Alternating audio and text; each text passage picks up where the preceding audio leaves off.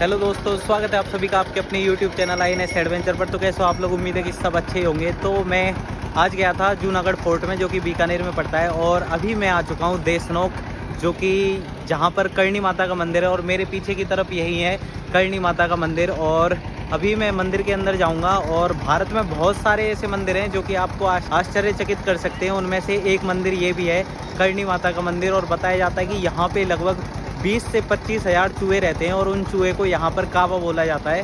काबा मतलब यहाँ पे बताया जाता है कि ये जितने भी चूहे हैं ये करणी माता की ही संतानें हैं।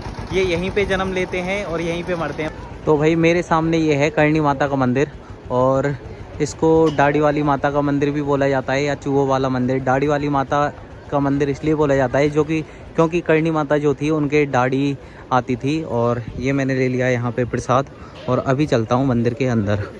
तो भाई ये जो करणी माता का मंदिर है, इसको बनवाया था महाराजा गंगा सिंह जी ने। और ये जो बाहर काम हो रखा है ये है सफ़ेद संगमरमर से, और बाकी के कुछ जो यहाँ के पत्थर हैं, लाल पत्थर, लाल बलुआ पत्थरों से काम हो रखा है। और अंदर की तरफ चलते हैं अभी। तो यहाँ पे आप देख ही सकते हो जो मंदिर का ये वाला हिस्सा है, इस पर कितनी अच्छी नक्काशी कर रखी है सफ़ेद संगमरमर पर। और यहाँ पे डिज़ाइन वगैरह देखिए आप। अब चलते हैं अंदर। ये चांदी की खिड़कियाँ बनाई हुई हैं, और यहाँ पे हाथी लगे हुए हैं, और ये भी चांदी के ही गेट हैं दोनों तरफ। अब चलते हैं आगे। और भाई यहाँ पे आप जहाँ भी देखोगे ना, चारों तरफ आपको बस चूहे ही चूहे नज़र आएंगे। चूहे, इनको बोलते हैं काबा। यहाँ पे अपने पैर जो हैं वो थोड़े से ज़मीन से टच करके, ऐसे कर अपने पैर यहाँ पे ऐसे करके चलने पड़ते हैं, क्योंकि कोई भी चूहा कभी भी आपके पैरों के नीचे आ सकता है। यहाँ पे ये देखिए चूहे चारों तरफ। तो भाई यहाँ पे आप तरफ कहीं पे भी देखोगे ना, चूहे ही चूहे नज़र आएंगे। और ये चूहे जितने भी हैं एक ही शेप में आपको नज़र आएंगे, ना तो ज़्यादा छोटे नज़र आएंगे और ना ही ज़्यादा बड़े। तो भाई ये सामने की तरफ जो मूर्ति है वो करणी माता की है, और दरबार में भी आप देख ही सकते हो चारों तरफ चूहे हैं। और चूहे यहाँ पर प्रसाद का भोग लगाते हैं। जब तक चूहे इस प्रसाद को नहीं खाते तो ये भोग लगा हुआ नहीं माना जाता है। तो भाई इस मंदिर परिसर में आप जहाँ पे भी देखोगे ना, वहाँ पे आपको चूहे ही चूहे, ये काबा नज़र आएंगे चारों तरफ। और बताया जाता है कि यहाँ पे जितने भी काबा हैं, ये मतलब इस मंदिर में कभी भी आपको बदबू नहीं आएगी, और मुझे भी नहीं आ रही है। और ये एक चमत्कार से कम नहीं है। जहाँ पे इतने सारे चूहे रहते हैं, वहाँ पे प्लेग फैलने का डर रहता है बहुत ज़्यादा। लेकिन यहाँ पे जब तक चरणामृत हो गया, या फिर जब तक प्रसाद हो गया, जब तक चूहे उसका भोग नहीं लगाते, यहाँ पे भोग लगा हुआ नहीं माना जाता है।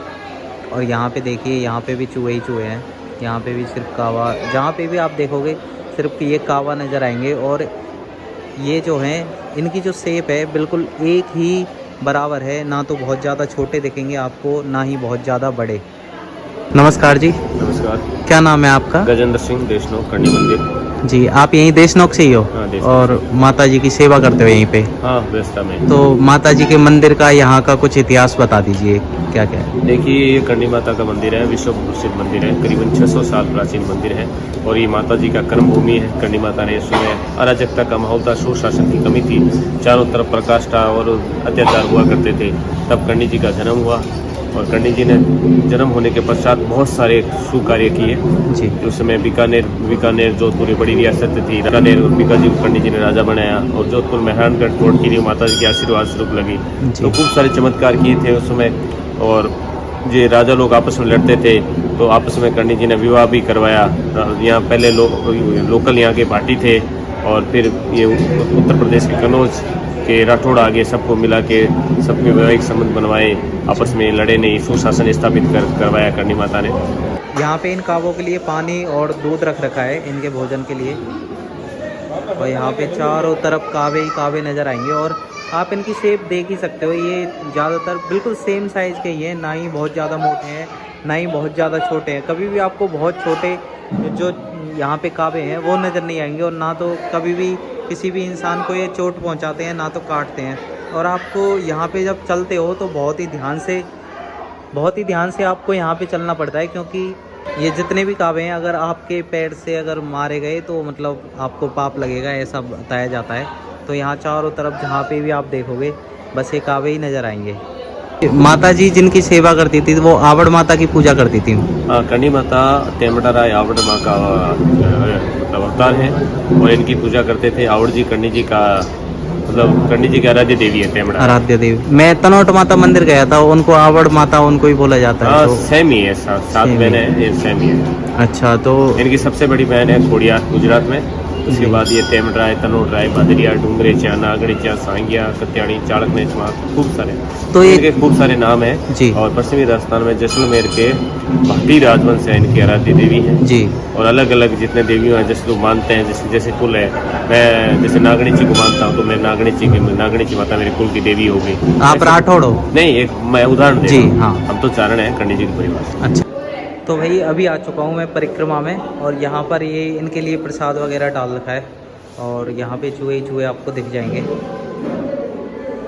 तो यहाँ पे जितने भी आप कावा देख रहे हो ये इन सभी का साइज एक जैसा ही है, और यहाँ पे पानी और प्रसाद इनके लिए लोगों ने डाल रखा है। और बताते हैं कि जब ये बड़े हो जाते हैं तभी अपने बिलों में से बाहर आते हैं।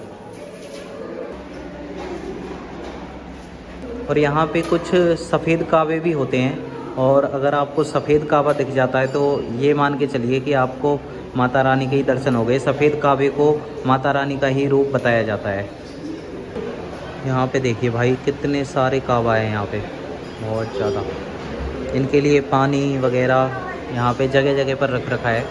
ये यहाँ पे है अखंड ज्योत, और ये पूरा चांदी का बना हुआ है।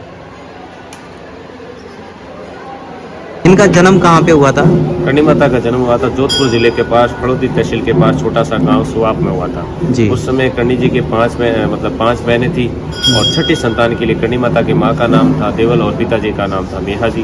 तो मेहा पुत्र कामना हेतु उनके पिताजी अक्सर अपनी आराध्य देवी हिंगलाज माता, जो वर्तमान में पाकिस्तान सिंध बलूचिस्तान में है और पहला शक्तिपीठ है, तो वहाँ जाते थे। 7 ही बार गए तो उनको कुछ ऐसा आभास हो गया तो हमारी लड़का ही होगा। तो कर्णी माता वहाँ ये मेहा जी वहाँ जाके आए, प्रसन्न 7 ही बार गए तो खुश हुए और यात्रा करके घर पे आ गए। कर्णी माता अपनी माँ की कोख में 21 महीने तक रहे थे। उनके पशुओं के लिए 2 राजपूताएं रखी थी, एक का नाम था अक्खा, एक का नाम था इडारी।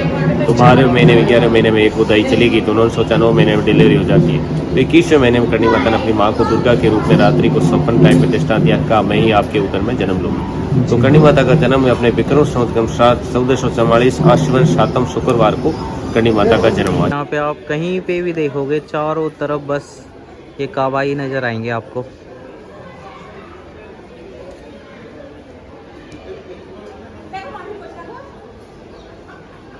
तो यहाँ पे जो ये मंदिर है ये आवड़ माता का मंदिर है। तनोट माता को ये आवड़ माता भी कहा जाता है। तो जो कर्णी माता थी वो आवड़ माता की पूजा किया करती थी। तो तनोट माता जो वहाँ पे आपको भारत पाकिस्तान बॉर्डर के पास जो मंदिर है तनोट राय माता का, उन्हीं को आवड़ माता भी कहा जाता है। जन्म होने के पश्चात उनके पिताजी को और मैं सबको लगा भी लड़की हो गई तो होगी। फिर घर में क्या है कि बुआ का प्रवेश होता, बुआ आती, बुआ सोती मेरे भाई के लड़का होगा, भतीजा होगा, बधाई लेके आती। बुआ जी घर पे आते और कर्णी जी अपनी माँ के साथ सो रहे थे, सांवला सलोना रंग था। तो बुआ जी आके देखते हैं कि फिर लड़की हो गई, तो उन्होंने एक हाथ से दुचका मारा घर में। फिर बयानी भाटा आ गया तो उनका हाथ ऐसे ही रह जाता। कर्णी माता का जन्म का नाम था ऋतु। कर्णी माता की 6 साल की उम्र थी तो कर्णी माता की माँ ने कहा ऋतु तो बुआ से चोटी बना ले। तो बुआ जी एक हाथ से ऐसे बाल संवार रहे थे। कर्णी जी ने कहा भी मेरे सही तरीके से बाल संवारिए ना। तो उन्होंने कहा भी मेरा तो हाथ काम नहीं कर रहा, दिखाओ देखो आप तो मजाक करें। तो कर्णी जी ने टेढ़ी अंगुली को ऐसे टच करके ठीक कर दिया, यानी कुछ चमत्कार करने वाली, कुछ करके दिखाने वाली। तब बुआ नाम रखा कर्णी जी ने। जन्म का नाम था कर्णी माता का ऋतु, तब बुआ ने नाम रखा कर्णी, कुछ चमत्कार करने वाली, कुछ करके दिखाने वाली। तो जैसे कर्णी माता का जब विवाह हो रहा था तो बताते कि उन्होंने अपनी बहन की शादी उनसे करवा दी जिनसे उनका विवाह होने वाला था। ये देखो कर्णी जी की शादी भी हुई थी। कर्णी जी की 27 साल की उम्र हो गई थी तब उनके घर वालों ने मतलब कर्णी माता की शादी हो गई।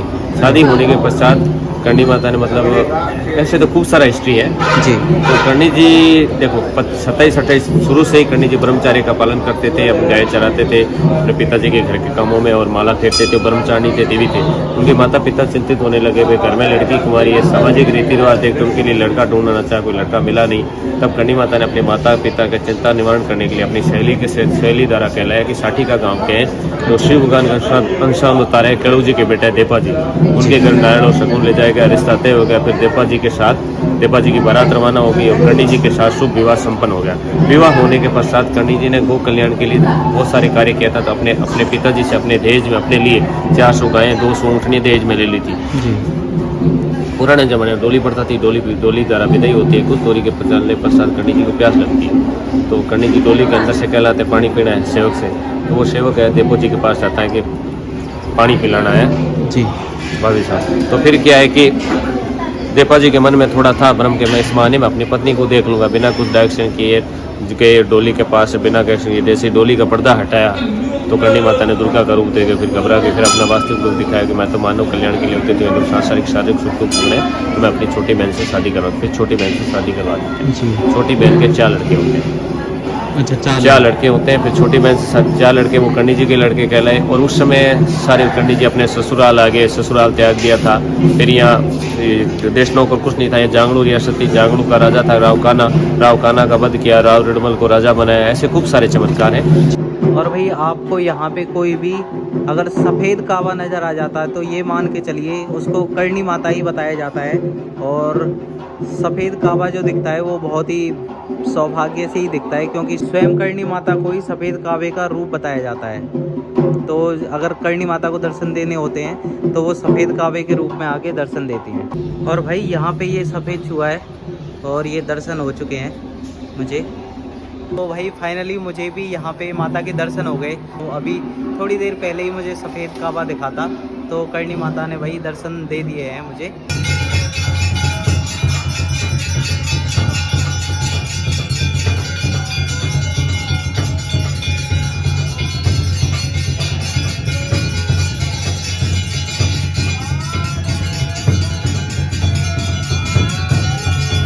फिर कर्णी जी इस मंदिर में चूहे क्यों हैं? तो कर्णी जी की छोटी बहन के 4 लड़के वो कर्णी जी के कहलाए। 4 लड़कों में से सबसे छोटे थे लाखन जी। राजस्थान में 2 जलाशय हैं जहाँ कार्तिक पूर्णिमा को मेला लगता है। तो पहला तो है पुष्कर, दूसरा है कोलाई। दोनों जगह कार्तिक पूर्णिमा को मेला लगता है। कोलाई यहाँ से करीबन 70 किलोमीटर दूर है और वहाँ कपिल मुनि की तपोस्थली है। और कर्णी जी ने मना किया था लक्ष्मण जी को, बेटा तुम कहीं जाना मत। वो दोस्तों के भूले थे, घूमने फिरने के शौकीन थे, दोस्तों के साथ कैमल घाट पे बैठ के वहाँ चले गए। उनको तैरना नहीं आता था। जैसे उन्होंने पानी के अंदर जंप लगे वहीं उनकी मृत्यु हो जाती। मृत्यु होने के पश्चात दोस्तों के द्वारा उनके पार्थिव शरीर को कैमल घाट पे रख के यहाँ लाया जाता है। ये माता जी की कर्म होगी। 100 साल माता जी ने इस मंदिर के अंदर तपस्या की थी। यहाँ लाते हैं। यहाँ लाने के पश्चात कर्णी लाखन जी की माँ गुलाबाई, कर्णी जी की छोटी बहन और सारा मतलब गुलाबाई बहुत ज़्यादा रोने लगे भी आपने बीकानेर बसाए, जोधपुर बसाए, राजाओं को जीवन दान दिए, बहुत सारे चमत्कार किए हैं। आज अपने घर अपने पुत्र की मृत्यु किसी भी जीवन दान दो। कर्णी माता ने कहा भी मैंने मानवीय रूप में जन्म लिया नहीं, अपने शरीर अपने परिवार के लिए आपने क्या किया है। बहुत ज़्यादा हट करने लगे, बहुत ज़्यादा रुदर करने लगे, नहीं माने। तब कर्णी माता ने अपने बच्चे को अपने हाथों में उठाया, जो निज मंदिर है वहाँ अपने बच्चे को रख दिया और दरवाज़ा बंद कर लिया। यमलोक के पास गए, यमराज और धर्मराज के पास गए। यमराज के पास कहा भी मेरा बेटा जो तुम्हारे पास है। तो धर्मराज यमराज ने कहा आप तो साक्षात नौ दुर्गा भुवनेश्वरी हो। इससे पहले कोई माँ अपने बेटे को लेने के लिए आई, आपके 3 लड़के और हैं, इसे तो आप ले जाएंगे और वापिस या 4 लड़कों में से किसी और की डेथ होगी, फिर इनको लेने के लिए आएंगे तो सृष्टि का नियम कैसे चलेगा, 84 लाख योनियों का जीवन चक्र कैसे चलेगा, स्वर्ग नरक कैसे चलेगा। तब कर्णी जी ने कहा भी आज के बाद मेरा बेटा तुम्हारे पास नहीं आएंगे और मैं जहाँ रहूँगी वहीं उनके लिए स्वर्ग और नरक बना दूंगी, मेरे पास ही रहेंगे। मेरे जीते जी किसी लड़के की मृत्यु होगी नहीं, अगर होगी तो वो मेरे पास ही रहेगा। सिर्फ चूहे की आकृति को बनाया, सिर्फ चूहे की आकृति। इनको यहाँ बोलते हैं काबा। काबा का अर्थ होता है कर्णी माता के बच्चे, कर्णी बालक, छोटे बच्चे। तो ये इनको फिर कर्णी जी ने कुछ काबे बना दिए थे। प्रेजेंट टाइम में हमारी जाति चारण है। कर्णी जी के पति का नाम था देवपूत, जिसलिए देवपूत परिवार लगाते हैं। देवपूत 5000 देवपूत परिवार की जनसंख्या है। तो हमारे में से किसी व्यक्ति की मृत्यु होती है तब हमारा इन काबों के रूप में जन्म होता है। इसी मंदिर के अंदर स्वयं के जैसा कर्म करते हैं वैसा स्थान मिलता है। और यहाँ इतने काबे रह रहे, आज तक कोई प्लेग जैसी कोई बीमारी नहीं, कोई डिजीज नहीं है। बहुत साल पहले सूरत में प्लेग चूहों से बीमारी फैली थी, प्लेग से ग्रसित हो गए, तो यहाँ आकर जूठा पानी पिया वो ठीक हो गए, डिजीज नहीं होती, कोई महामारियाँ नहीं होती। हम अपने घर में एक चूहे को पाल लेते हैं, खाना खिलाते हैं, कितनी बड़ा हो जाता है, फेट हो जाता है। यहाँ कोई फेट नहीं है, कोई बड़ा नहीं है, कोई डिजीज नहीं है, कोई महामारी नहीं। एक साइज है। व्हाइट काबा जो हमारे में से अच्छा कर्म करता है वो घूमता रहता है, उसे देखना अच्छा माना जाता है, शुभ माना जाता है। इनकी जन्म तर देखें शायद मतलब इनकी जन्म इतने जन्मने के पश्चात तो लाखों की तादाद हो जाती है। अब तक वो नहीं है, पूरा गांव फुल हो जाता। तो ये माता जी के सब चमत्कार हैं। और वाइट अगर हमारे पैर के नीचे अगर काबा अगर मर जाता है तो उसे चांदी का बनाना पड़ता है।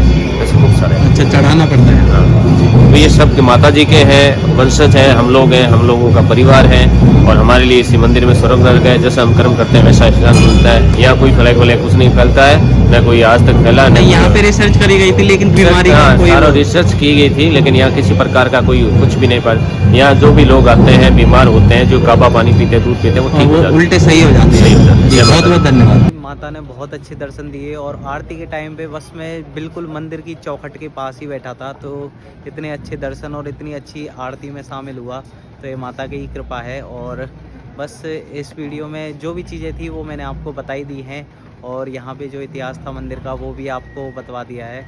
तो बस इस वीडियो में इतना ही, मिलता हूँ आपसे अगली वीडियो में, तब तक के लिए बाय बाय, टाटा और खुश रहिए।